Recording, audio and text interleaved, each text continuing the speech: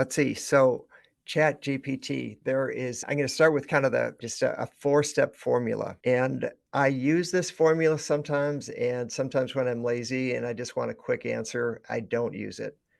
But ChatGPT is only as good as how you communicate. And if you're a good communicator, if you're actually someone that trains employees and you know how clear your communication has to be and how specific, then you're going to be really good at ChatGPT because the more specific you could be, the better results you're going to get. And one little tidbit that I'll throw in, there was a study on if you're polite to ChatGPT, if you're going to get better results. And the verdict is the more polite you are to ChatGPT, you're going to get 11% better results. Believe it or not, I know you think, no, I'm just talking to a robot or in a computer, but that's the results of a study.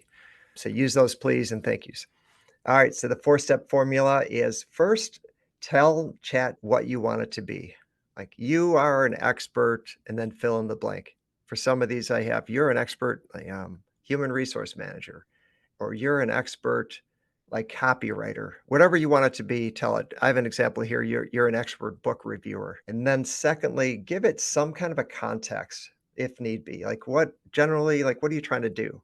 For the job ad one, you're trying to hire, let's say in my example, a sales rep. So, hey, I'm trying to hire a sales rep for my company.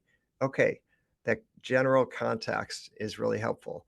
And then third step, be really specific as far as what you want the end result to look like.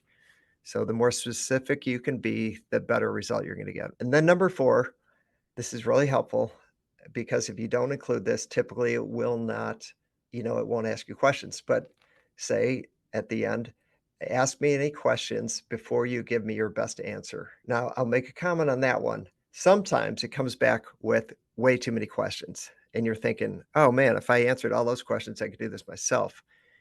If there's too many questions or you don't want to deal with the questions that it gives you, you can merely say, proceed with the information that you have, and it will spit out an answer, and it typically spits out a great answer.